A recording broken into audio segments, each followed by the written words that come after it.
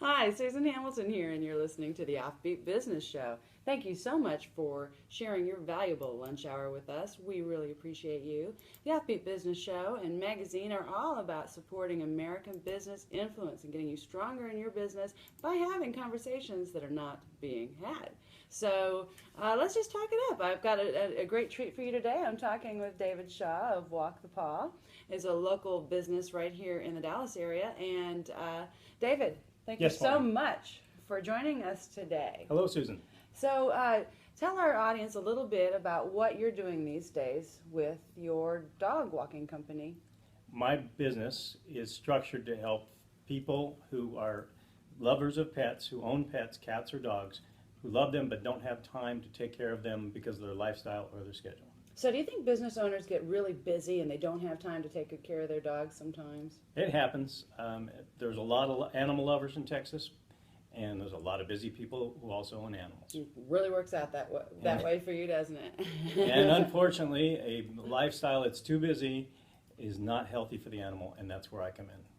So how often are you getting out and walking them, and what's your commitment to a family then when you take on this responsibility? It just depends on the animal, and it also depends on the family. I have one client who is now on summer break, so they don't need me. The kids are home, the mom's home, she's a school teacher, and the kids are home, so they take care of the dog now if the summer's here. But during the school year, mom and kids are both at school during the day, and the dog has no pet door. So 4 days a week, I go take the dog for a walk and get him outside so he can do his business, and he gets his walk too. And I have another client who's busy enough downtown in her business that she can't get home early enough to walk the dog when she would like to when business lets out and she gets home. So I walk her dog 3 days a week, so that her dog has a pet door, so he gets out and he can do his business, but he gets no socialization. And dogs love socialization. Dogs love people. But when they can't get socialization because of the lifestyle or the job the owner has to pay their bills, that's where I come in. I get the dog out and walk them, and they get to socialize with other dogs. And a lot of people don't know that dogs are a very emotional, personally involved species. They don't like to be chained to a tree or a stake in the ground and left alone. It'll drive a Your dog. token dog, yeah. That can kill a dog, Yeah. just like it would kill a person, to be Right. stuck in a room with nobody. And dogs are the same way.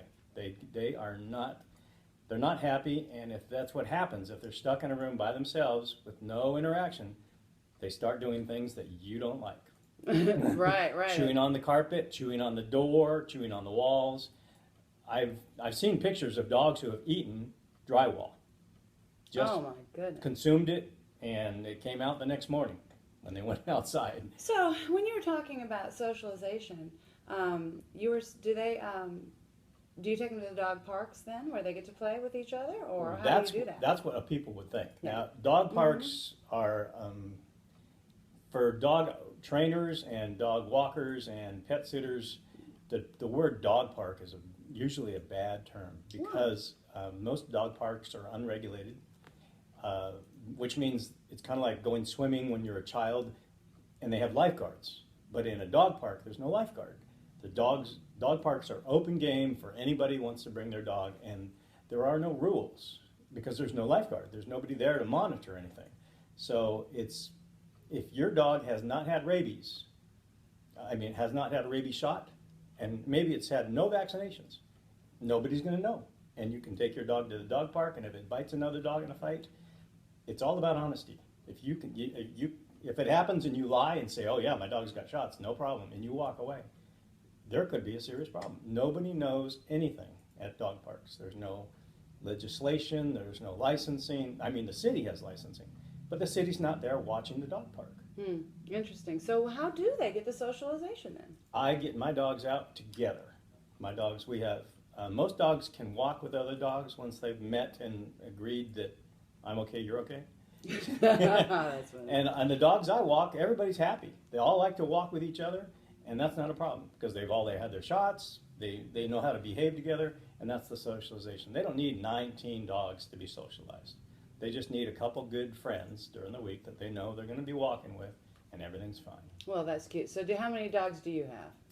Right now I'm walking 3 dogs, All right. but I have walked up to 4 at a time, and that's kind of difficult to walk 4 at a time when they're the kind of dogs that like to go. One dog wants to go left, and the other dog wants to go right. It can be done, but they love to be with each other, so that's not a problem. So do you do any training with the dogs? I would love to say yes, but usually there's not enough time when you're walking dogs to train them as well. Because one dog wants to walk and the other one, if you're going to train 1 out of 3 dogs, somebody's not going to get walked appropriately. I mean, for example, my own personal dog, he loves to walk. And if there's anything going on besides the walk, it upsets him. He starts pulling the leash. Come on, Daddy, we're supposed to walk. Why are we standing still? Why are we doing this? We need to walk. So he's our monitor. When I walk with my other dogs who, let's say, want to play, my dog will start pulling the leash. It's enough to say, we're supposed to be walking, guys. Let's go. And he's the walk monitor who always says, let's walk. Let's cut playing. Let's walk. And I have a couple dogs that I walk, and given enough time, they'll play with each other and romp and romp. But when we're on a walk, my dog says, hey, man, let's go. Get up and move. Let's go. Let's walk. Go. So I don't really have the time to train a dog when I'm walking them. That's Okay. a different subject. Dog training and dog walking, they really have to be separate. There's pretty much no way to do both of them at the same time if you've got more than one dog with you. If you're walking 2 dogs at a time, it's kind of hard to train and walk 2 dogs at the same time. So, how do people find out more about you when they want your services? Where can they learn more about? I can be found at walkthepaw.com, and if you do a search on the internet, Google David Shaw Dog Walker in Richardson, I'm the only one that shows up, especially with walkthepaw.com. Awesome. So, I met you at Rocky Marvel's business breakfast. Yes, and that was interesting. We had a good time. Rocky and I have known each other through church relationships at Fellowship Dallas. And I met her first at, I didn't realize you went to Fellowship Dallas. That's how I know her. That's hilarious, because I met her at a BizLink meeting, and then later on ran into her at church, and that was nice. So we've known each other ever since. Fellowship Dallas is a great church, and actually I worked for them for 5 years. I was, in an earlier life, I was an audio tech for them.